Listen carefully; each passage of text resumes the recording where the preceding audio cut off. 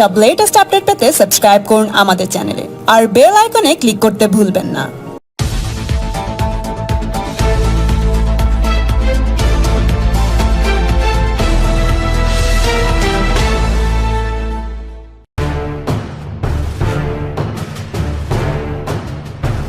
দেখা গেছে যে কলকাতায় কোভিড পরিস্থিতি যথেষ্ট আগের থেকে বাড়ছে, সেই পরিস্থিতিতে দাঁড়িয়ে বেছে বেছে এই ভবানীপুর কেন্দ্রের নির্বাচন, এটা কি কোথাও মনে হচ্ছে যে শুধুমাত্র যেখানে বিজেপি বারবার বলছিল যে মুখ্যমন্ত্রীকে জেতানোর জন্য কোনো নির্বাচন আমরা চাই না, রাজ্য সরকার পড়ে যাচ্ছে না, তাহলে কমিশনের এই সিদ্ধান্ত কেন, কি মনে হচ্ছে বিজেপি? ভবানীপুর কেন্দ্রের ফলাফল যাই হোক না কেন, সেই নির্বাচনের ফলাফলের মধ্যে দিয়ে বিজেপি ক্ষমতায়ও আসবে না এবং পশ্চিমবঙ্গের পট পরিবর্তনও হবে না। ভবানীপুর নির্বাচনী কেন্দ্রে ফলাফল যাই হোক না কেন, পশ্চিমবঙ্গের ঋণের বোঝাটা 5 লক্ষ কোটি টাকা থেকে নেমে গিয়ে আবার 1,92,000 কোটি টাকায় আসবে না। 5 লক্ষ সরকারি শূন্য পদের নিয়োগ সম্পূর্ণ করে দেবে না, রাজ্যের শিল্পায়ন বাড়িয়ে দেবে না। সুতরাং যেটা বলেছি, যতটুকুনি বলা যায় বলেছি, মানুষ যেটা বোঝার, বিজেপির কর্মী সমর্থক সহযোগীরা যেটা বোঝার সেটা বুঝেছেন। আমরা নির্বাচনের পক্ষে, সঠিক সময় নির্বাচনের পক্ষে, কিন্তু যেভাবে নির্বাচন কমিশন বেছে বেছে 3টি কেন্দ্রে নির্বাচন করালো, এতে নির্বাচন কমিশনই তাদের নিজেদের মর্যাদা, তাদের গুরুত্ব এবং তাদের প্রতিষ্ঠার সঙ্গে সুবিচার করলো না। সেটা এখনো পর্যন্ত সবেমাত্র ঘোষণা এসেছে, পরে সেটা পার্টি সিদ্ধান্ত নেবে। আর এই যে প্রচার চলেছে বিজেপি কোভিড পরিস্থিতির জন্য নির্বাচন চায় না, এটা বিজেপি কোথাও কোনোদিন অফিসিয়ালি বলেনি বা জানায়নি।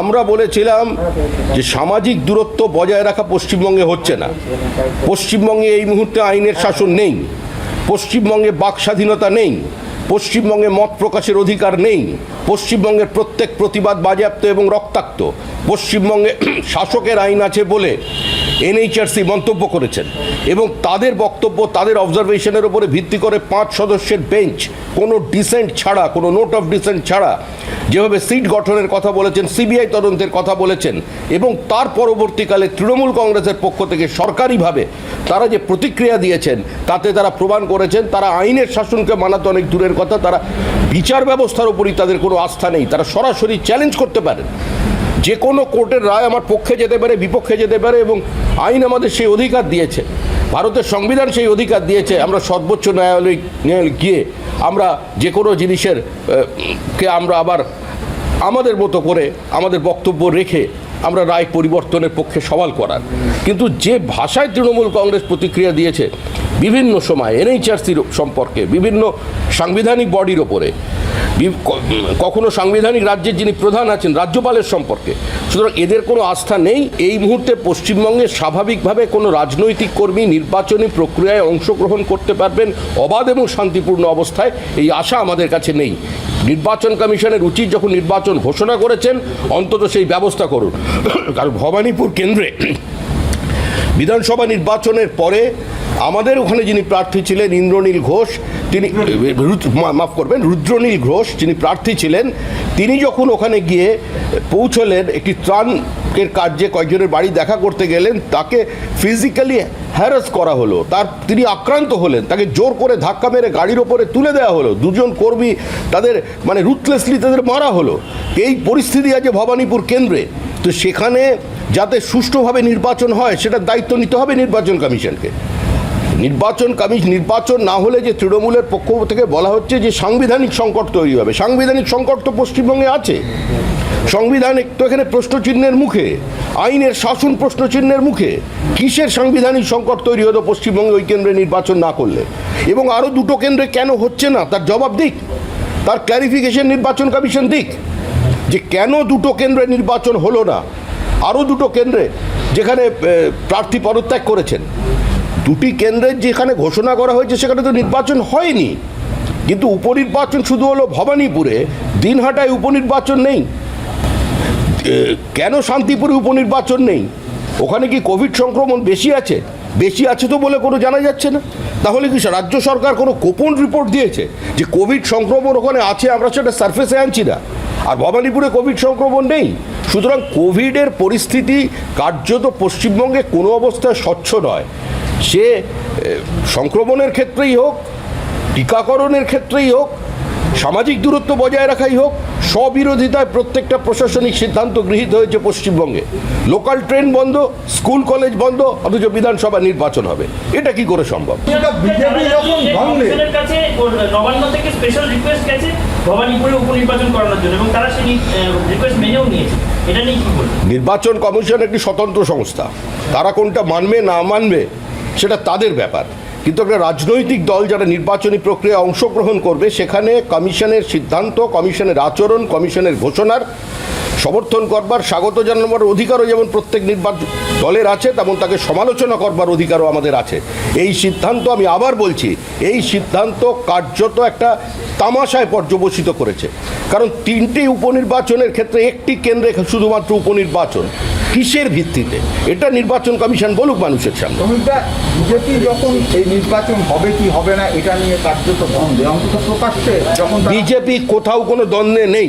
না আমি বলছি বিজেপি কোথাও কোনো দ্বন্দ্বে নেই। বিজেপির রাজনীতি সাংবিধানিক কাঠামো মেনে, বিজেপির রাজনীতি গণতান্ত্রিক প্রত্যেকটা নর্মসকে মর্যাদা দিয়ে, বিজেপি কোনো দ্বন্দ্বে নেই। যে কোনো পরিস্থিতিতে নির্বাচন ফেস করবার ক্ষমতা বিজেপির আছে। আমার প্রশ্নটা শেষ করে আমি বলছি বিজেপি নিশ্চিত ছিল না, বিজেপি বারবার বলছিল কমিশন যা করবে সেটাই আমরা মেনে নেব, কিন্তু সেই জায়গায় দাঁড়িয়ে তৃণমূল বারবার বলছিল যে অক্টোবরের শেষ সপ্তাহে নির্বাচন হবে, ভবানীপুরের নির্বাচন হবে, এই যে কথা, এবং সেটা কার্যত ফলে গেল।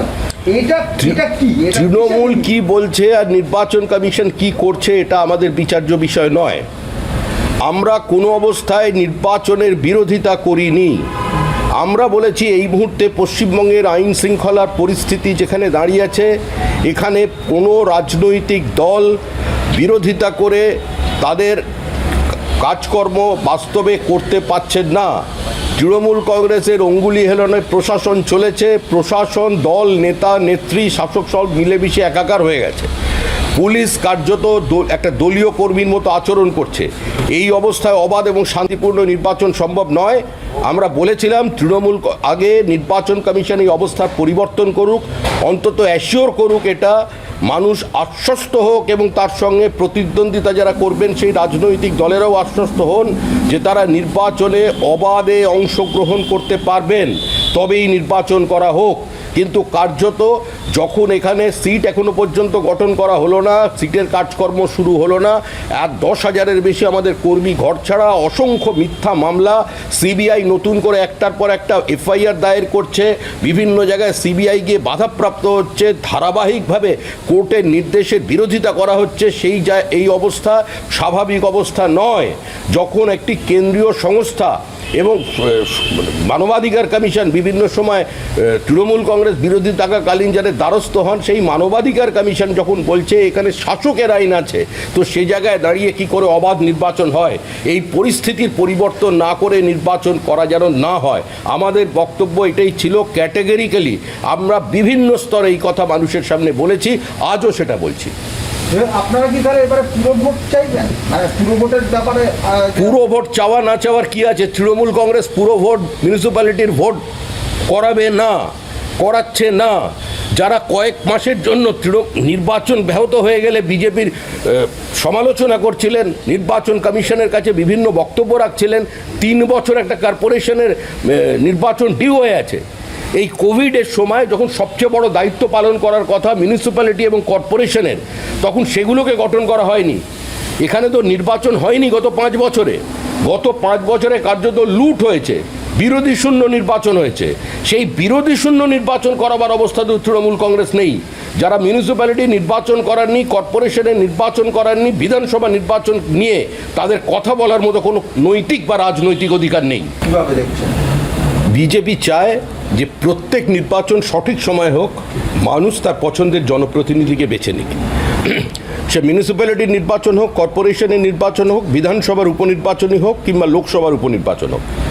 বিজেপি সঠিক সময়ে নির্বাচনের পক্ষে, বিজেপি অবাধ এবং শান্তিপূর্ণ নির্বাচনের পক্ষে, বিজেপি প্রত্যেক মানুষকে তার পছন্দের জনপ্রতিনিধি সঠিক সময় বেছে নেওয়ার পক্ষে। কিন্তু নির্বাচন কমিশনের আজকে শুধুমাত্র একটি আসনে উপনির্বাচন এই ঘোষণা কার্যত নির্বাচন কমিশন নিজেদের একটা তামাশার বস্তু হিসেবে রূপান্তরিত করেছে, লাফিং স্টক। এটা কি সিদ্ধান্ত? যদি প্রত্যেকটা কেন্দ্রে উপনির্বাচন হতো যেখানে উপনির্বাচন ডিউ আছে, যদি সমস্ত কেন্দ্রগুলোতে উপনির্বাচন হতো, যদি দিনহাটায় শান্তিপুরে উপনির্বাচন হতো, যদি গোসাবায় উপনির্বাচন হতো, তো সেখানে একটা প্রশ্ন থাকতো। কিন্তু বেছে বেছে শুধুমাত্র ভবানীপুর কেন্দ্রে উপনির্বাচন, এই ঘোষণা নির্বাচন কমিশন করে নিজেদের প্রতিষ্ঠার সঙ্গেই তাদের যে মর্যাদা এবং তাদের যে গুরুত্ব তার সঙ্গেই খুব একটা সুবিচার করলো না। কমিশনের নিরপেক্ষতা নিয়ে যে আপনি প্রশ্ন তুলছেন, কমিশনের নিরপেক্ষতা নিয়ে প্রশ্ন তৃণমূল কংগ্রেস তোলে কেন? কার্যত ধারাবাহিকভাবে বলে যাওয়া হচ্ছিল নির্বাচন কমিশন বিজেপির আজ্ঞাবহ, নির্বাচন কমিশন বিজেপির পার্টি অফিস। কিন্তু আজকের এই সিদ্ধান্তকে অসাংবিধানিক কি নয় এ নিয়ে অন্য কেউ প্রশ্ন তুলতে পারেন, কিন্তু এই যে ঘোষণা, এই ঘোষণায় স্বাভাবিকভাবেই আমরা সন্তুষ্ট নই। আমরা নির্বাচনে অংশগ্রহণ করব, নির্বাচন যাতে অবাধ এবং শান্তিপূর্ণ হয় সে দেখবার দায়িত্ব নির্বাচন কমিশনের। কোভিড পরিস্থিতিতে সামাজিক দূরত্ব বজায় রেখে যদি নির্বাচন করা যেত তাহলে সমস্ত কেন্দ্রে নির্বাচন হতো। তাহলে কি ধরে নেওয়া হবে যে এই মুহূর্তে ভবানীপুরে কোনো সংক্রমণ নেই এবং যত সংক্রমণ কেন্দ্র করেছে শান্তিপুরে সমস্ত সংক্রমণ কেন্দ্র হয়ে আছে আজকে দিনহাটায়? সুতরাং এই সিদ্ধান্ত, আমি আবার বলছি, এই সিদ্ধান্ত একটা তামাশা। নির্বাচন কমিশনের এই সিদ্ধান্তকে আমরা সরাসরি অস্বীকার করছি না, কারণ আমরা নির্বাচনে মেনে চলি, আমরা এই নির্বাচনে অংশগ্রহণ করব, নির্বাচনে প্রতিদ্বন্দ্বিতা করব, যে কোনো পরিস্থিতিতে নির্বাচন ফেস করবার ক্ষমতা বিজেপির আছে, আমরা ময়দান ছেড়ে পালাবার নই। কিন্তু নিঃসন্দেহে যে ঘোষণা আজকে হয়েছে, এই ঘোষণা সুস্থ স্বাভাবিক মানুষ এই ঘোষণাকে মেনে নিতে পারছেন না এবং আমাদের কর্মীরাও এই ঘোষণায় অসন্তুষ্ট। আমরা সঠিক সময় নির্বাচন চেয়েছিলাম, আমরা চেয়েছিলাম অবাধ এবং শান্তিপূর্ণ নির্বাচনকে নির্বাচন কমিশন অ্যাসিওর করুক এবং সমস্ত কেন্দ্রে নির্বাচন। বেছে বেছে একটি কেন্দ্রে কয়েকটি কেন্দ্রে নির্বাচন, এই ঘোষণায় স্বাভাবিকভাবে এই ঘোষণার আমরা নিন্দা করেছি। আপনারা বারবার বলছিলেন যে কোভিড পরিস্থিতি যা, তাতে করে রাজ্যে নির্বাচন এই মুহূর্তে হওয়া উচিত নয়। তো অত কয়েকদিনের হবে এবং খুব শীঘ্রই সেই মর্মে রাজ্য সরকার সার্কুলার পাঠাচ্ছে। এবং আমার মনে হয় এখন কেন বিধানসভা, এই তো 6 মাস নিয়ে এত মাথা খারাপ হয়ে গেল তৃণমূল কংগ্রেসের, 3 বছর পরে এখন ফিরাদ হাকিমের মনে পড়লো বিধানসভা নির্বাচন ঘোষণা হয়ে যাওয়ার পরে যে পুরো ভোট করানো দরকার, কর্পোরেশনে করানো দরকার। 3 বছরের পর মনে পড়লো আজকের দিনে এসে। Centre for monitoring Indian economy তার একটা রিপোর্টে বলছে যে 2016 থেকে দেশে যেভাবে জিডিপির পতন হয়েছে তা পোস্ট ইন্ডিপেন্ডেন্স স্বাধীনতাোত্তর ভারতবর্ষে এভাবে হয়নি, এবং যার জন্য গরিব, কৃষক আর ক্ষুদ্র ব্যবসায়ী সব থেকে বেশি মার খাচ্ছে। এর দায় তো কেন্দ্র সরকারের বর্তায়। যে যখন সরকারে থাকবে তাকে সমালোচনা সহ্য করতে হবে। যারা এ ধরনের বহু সংস্থা বিভিন্ন ধরনের রিপোর্ট দেন, যেমন আরেকটি সংস্থা রিপোর্ট দিয়েছেন এবং সেই রিপোর্ট সঠিক রিপোর্ট যে 2004 সালে রান্নার গ্যাসের যা দাম ছিল আর যেদিন নরেন্দ্র মোদীর হাতে ক্ষমতা এলো, মানে তিনি যখন দেশের দায়িত্ব নিলেন, এই 2004 থেকে 2014-র মধ্যে রান্নার গ্যাসের দাম বেড়ে যখন 900-র ওপরে দাম ছিল, রান্নার গ্যাসের 197% বৃদ্ধি হয়েছিল। আর নরেন্দ্র মোদীর রাজত্বে বলে যারা রাস্তায় বিবৃতি দিচ্ছেন, মিটিং মিছিল করছেন, সেখানে রান্নার গ্যাসের দাম বৃদ্ধি হয়েছে 5%, যদি হিসাব করা যায় তার নিরিখে। সুতরাং এই ধরনের অর্থনৈতিক সংস্থা বিভিন্ন কথা বলতে থাকবে। স্বাধীন ভারতবর্ষে কোনোদিন এর আগে কোনোদিন কোভিড মহামারী আসেনি। স্বাধীন ভারতবর্ষে দীর্ঘদিন পর্যন্ত কাউকে স্যাংশন ফেস করতে হয়নি। স্বাধীন ভারতবর্ষে অনেক দিন পরে ইউপিএর মতো একটা সরকার এসেছিল যে সরকারের প্রতিদিন একটা দুর্নীতির সঙ্গে আরেকটা দুর্নীতি টাকার সীমা নিয়ে চ্যালেঞ্জ করত। একবার কোলগেট, তার একটা 1 লক্ষ কত হাজার কোটি, তারপরে এলো কোলগেটের সঙ্গে সঙ্গে এলো ওই কোথায় মহাকাশ নিয়ে আকাশ বাতাস মাটি সবই বিক্রি করে দিয়ে চলে গেছিলো। একটা নীতিপঙ্গুত্বে নির্ভর, সম্পূর্ণ ঋণ ভারে জর্জরিত একটা সরকার, সেই সরকার চালিয়েছে নরেন্দ্র মোদীর 2014 সাল থেকে। যে সরকার বিদেশ থেকে ঋণ নেয়নি, ঋণ মিটিয়েছে, ডেট ফ্রি ইন্ডিয়ার দিকে গেছে, মেক ইন ইন্ডিয়া, অনেক কড়া পদক্ষেপ নিতে হয়েছে। সুতরাং সে জায়গায় দাঁড়িয়ে এই চ্যালেঞ্জকে গ্রহণ করে সরকার চলছে। নিঃসন্দেহে এই কোভিডের ভয়াবহতা সারা পৃথিবীর অর্থনীতির ওপর প্রভাব ফেলেছে, ভারতবর্ষ তার বাইরে নয়। We are living in a global village. দরজা জানলা বন্ধ করে কেউ বেঁচে থাকতে পারে না। আন্তর্জাতিক ক্ষেত্রে যদি কোনো পতন আসে ভারতবর্ষে তার প্রভাব ভারতবর্ষে পড়বেই। কিন্তু তা হলেও যেখানে এখন পর্যন্ত ভারতীয় অর্থনীতি দাঁড়িয়ে আছে, একটু কোভিড শেষ হতে দিন। যেভাবে বিদিয়েছে বিনিয়োগ শুরু হয়েছে, 56,000-এর সীমা পার করে গেছে সেন্সেক্স। কোভিড শুরু হওয়ার পর শেষ হওয়ার সঙ্গে সঙ্গেই ভারতীয় অর্থনীতি নতুন চেহারা নেবে। এখানেই বিরোধীরা একটা প্রশ্ন তুলছে যে ইউপিএর আমলে আপনি যেটা বললেন, সেই ইউপিএ আমলে যখন এই ধরনের জিনিসপত্রের মূল্যবৃদ্ধি হয়েছে, তখন দিল্লির রাস্তায় দেখা গিয়েছে স্মৃতি ইরানি, অরুণ জেটলি, সুষমা স্বরাজের মতো নেতৃত্বে তারা রাস্তায় নেমে আন্দোলন করেছেন, প্রতিবাদ করেছেন। এরপরে এলেন মোদি, তিনি এসেই ঘোষণা করলেন আজকে দিন। আবার আজকের যে পরিস্থিতি তৈরি হয়েছে, গ্যাস, পেট্রোল, ডিজেল, রান্নার সর্ষের তেল থেকে আরম্ভ করে সমস্ত ধরনের ভোজ্য তেলের যে অস্বাভাবিক আকাশ ছোঁয়া মূল্য বৃদ্ধি, সেখানে বিজেপি এই আজকে দিন কোথায়? কেন আজকের এই আজকে দিনের প্রশ্ন বিতর্ক বহুবার ওঠে, আর যতবারই আজকে দিন নিয়ে বেশি বিরোধীরা লাফালাফি করেন, তখনই দেশের মানুষ আজকে দিনের পক্ষে নয়, আজকে দিনের প্রবক্তার পক্ষে ভোট দিয়ে তাকে বেশি মার্জিনে নির্বাচনে জিতিয়ে দেন। এখন প্রশ্ন হলো, বিরোধীরা তো বিরোধিতা করবেই। ইউপিএ সরকার ছিল, আমরা রাস্তায় নেমে বিরোধিতা করেছি। আবার যখন এনডিএ সরকার আছে, বিরোধীদের কাজ হচ্ছে বিরোধিতা করা। বিরোধিতা চলছে, বিরোধিতাকে আমরা স্বাগত জানাচ্ছি, গঠনমূলক বিরোধিতা। কিন্তু গঠনমূলক বিরোধিতার বাইরে গিয়ে বাদল অধিবেশনকে বানচাল করে দেওয়ার জন্য তারা নন ইস্যুকে ইস্যু বানানোর যেটা চেষ্টা করলেন, আমার মনে হচ্ছে এটা হাস্যকর। আজকে দিন কথা সেটা মানুষ দেখতে পাচ্ছেন। 46 কোটি মানুষ আজকে জনধন যোজনায় তাদের অ্যাকাউন্ট হয়েছে, ডাইরেক্ট ফান্ড ট্রান্সফার হচ্ছে। ভারতবর্ষে এত জনহিতকর প্রকল্পের আগে কোনো দিন হয়নি। বিশ্বের ইতিহাসে এটা একটা নতুন দৃষ্টান্ত তৈরি করেছে। সারা পৃথিবী নরেন্দ্র মোদী তার নেতৃত্বকে গ্রহণ করেছে। সুতরাং এই বিরোধিতা ফেস করেই আমরা উত্তরপ্রদেশে নির্বাচন লড়েছিলাম। মনিটাইজেশন নিয়ে, নোট বাতিল নিয়ে সারা দেশ জুড়ে প্রচার হয়েছিল, কিন্তু তারপরে উত্তরপ্রদেশের মানুষ ওই বিজেপির পক্ষে, স্থায়িত্বের পক্ষে রায় দিয়েছেন, 300 বেশি তা আসন জিতিয়েছেন। আবার উত্তরপ্রদেশের নির্বাচন আসছেন, লিটমাস টেস্টটা হয়ে যাবে ওই নির্বাচনে, ফলাফলের জন্য অপেক্ষা করুন। ইলেকশন ঘোষণার 1 ঘন্টার মধ্যেই প্রার্থী মমতা বন্দ্যোপাধ্যায় তার প্রচার শুরু করে দিল তৃণমূল কংগ্রেস। এই যে তাহলে ভালো তো, প্রচার তো শুরু করবি। মুখ্যমন্ত্রী প্রার্থী, মুখ্যমন্ত্রী নির্ভর রাজনৈতিক দল, 4 মাস আগে থেকে তার পোস্টার লাগানো হয়ে গেছে। ফলাফল ঘোষণার পরেই মুখ্যমন্ত্রীর আসনে, যে কেন্দ্রে তিনি আগে অতীতে নির্বাচন লড়েছিলেন, সেখান থেকে মন্ত্রী পদত্যাগ করে চলে গিয়ে অন্য জায়গায় মন্ত্রী হয়েছেন।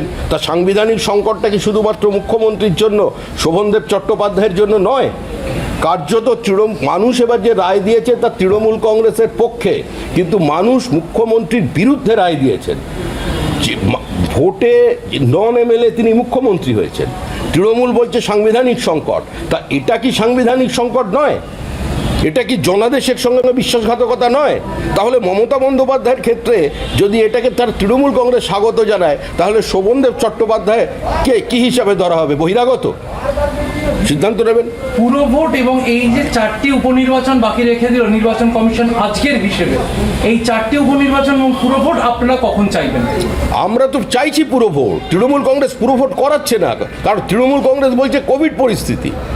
তৃণমূল কংগ্রেস পুরো ভোট করছে না কারণ তার ট্রেন চালাচ্ছে না, যেটা কোভিড আছে। স্কুল কলেজ খুলছে না, যেটা কোভিড আছে। 50% লোক নিয়ে করবার বিয়েবাড়ির অনুষ্ঠান করতে বলছে, শ্রাদ্ধের অন্নপ্রাশনের অনুষ্ঠান করতে বলছে, কারণ কোভিড আছে। শুধু ভবানীপুরে কোভিড নেই। এই তত্ত্ব আমরা মানতে নারাজ। এই যে মমতা বন্দ্যোপাধ্যায়ের প্রচার হোর্ডিং শুরু হয়ে গেল, বিরোধীদের, কারণ তাদের কারা প্রার্থী আপনাদের বা সংযুক্ত মোর্চার এখন আমরা জানি না, সেক্ষেত্রে বিরোধীদের প্রার্থীর প্রচার সেটা কি আদৌ এই 30শে সেপ্টেম্বরের মধ্যে সম্ভব? ওটা কেন সম্ভব না? নির্বাচনের প্রচার যদি 5 দিনের মধ্যে কোনো রাজনৈতিক দল শুরু না করতে পারে, সেই রাজনৈতিক দল নির্বাচনে অংশগ্রহণ করবার মতো কোনো সাংগঠনিক যোগ্যতা তাদের আছে বলে আমরা মনে করি না। বিজেপি যে কোনো দিনই 5 দিনেও নির্বাচন লড়বার জন্য প্রস্তুত আছে। প্রশ্নটা নির্বাচনের দিন বা সময় নয়, প্রশ্নটা হলো সার্বিকভাবে একটা নৈতিকতার প্রশ্ন, একটা প্রথার প্রশ্ন, সাংবিধানিক মর্যাদার প্রশ্ন, একটা প্রতিষ্ঠানের তাদের নিজস্ব ডিগনিটির প্রশ্ন। তো সেই জায়গাটাই তো আজকে কম্প্রোমাইজড হয়ে গেল নির্বাচন কমিশনের এই সিদ্ধান্তে।